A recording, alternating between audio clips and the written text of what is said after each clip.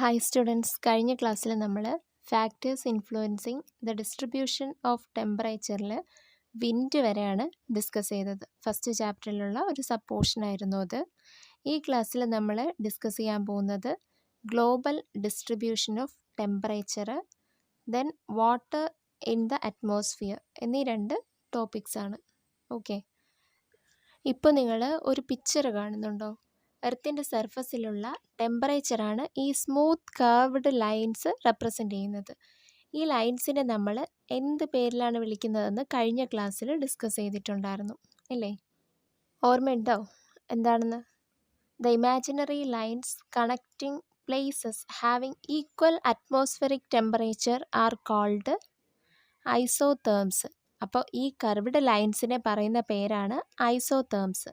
Okay, അപ്പോൾ northern ഹെമിസ്ഫിയറിൽ നിന്നും വ്യത്യസ്തമായി നമ്മൾ ഈ ഒരു പിക്ചറിൽ നോക്കുമ്പോൾ സദേൺ ഹെമിസ്ഫിയറിൽ ഐസോതെംസിനെ ഇക്വേറ്ററിന് ഏകദേശം പാരലലാണെന്ന് കാണാൻ പറ്റും.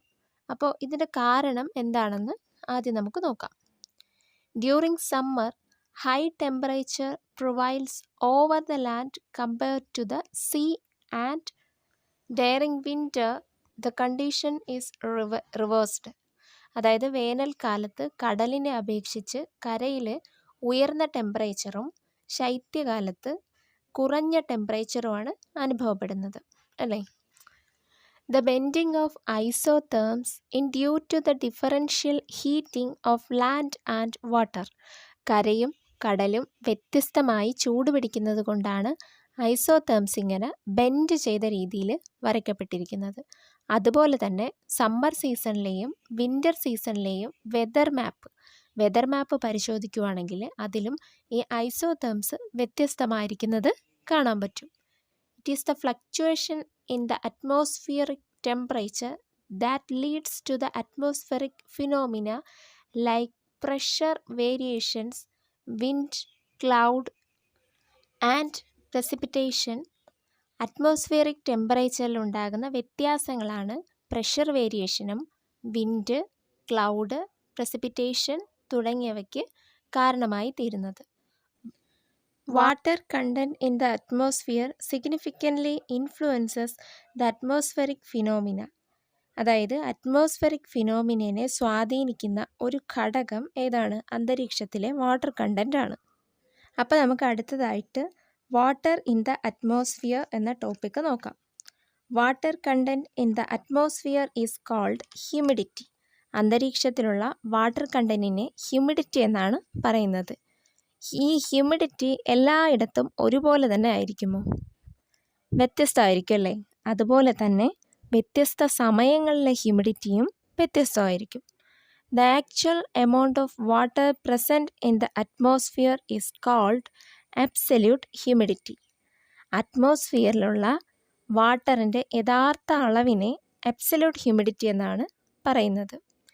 It is measured as the amount of water vapour present per cubic metre volume of air.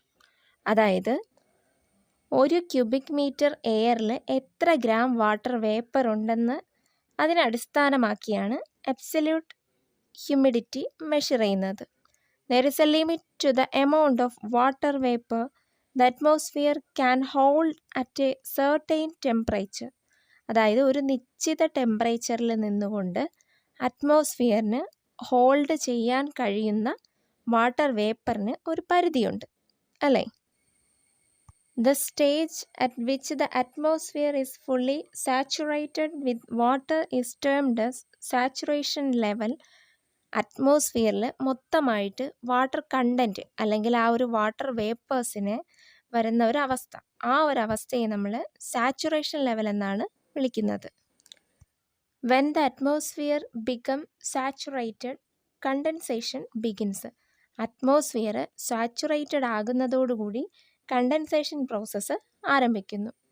എന്താണ് കണ്ടൻസേഷൻ എന്ന് മുൻ ക്ലാസ്സുകളിലൊക്കെ നമ്മൾ പഠിച്ചിട്ടുള്ളതാണ് അല്ലേ? The critical temperature at which condensation begins is called dew point. Condensation ആരംഭിക്കുന്നതിന് മുൻപുള്ള ആ ഒരു ക്രിട്ടിക്കൽ ടെമ്പറേച്ചറിനെയാണ് നമ്മൾ ഡ്യൂ പോയിൻ്റ് എന്ന് വിളിക്കുന്നത്. the ratio between the amount of water vapor present in the atmosphere and the total water holding capacity of the atmosphere at a given temperature is called relative humidity. ഒരു നിശ്ചിത ടെമ്പറേച്ചറിൽ നമ്മുടെ അറ്റ്മോസ്ഫിയറിന് hold ചെയ്യാൻ സാധിക്കുന്ന water വേപ്പേഴ്സിൻ്റെ എത്ര ശതമാനമാണ് നിലവിലുള്ള അറ്റ്മോസ്ഫിയറിൽ അടങ്ങിയിട്ടുള്ളതെന്ന് കണ്ടെത്താൻ സാധിക്കും. അപ്പോൾ അതാണ് എന്ത് റിലേറ്റീവ് ഹ്യൂമിഡിറ്റി എന്ന് പറയുന്നത്.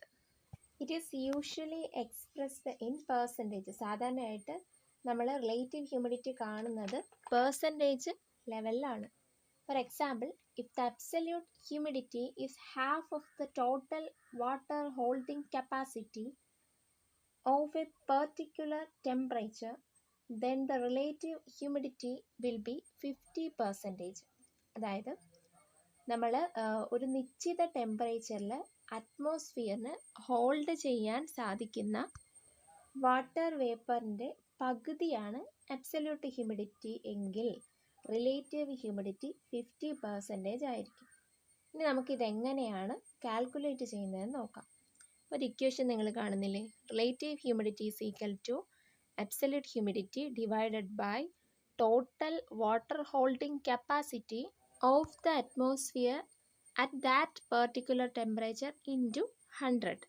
അപ്പം നമുക്ക് റിലേറ്റീവ് ഹ്യൂമിഡിറ്റി കിട്ടും പെർസെൻറ്റേജിൽ, അല്ലേ?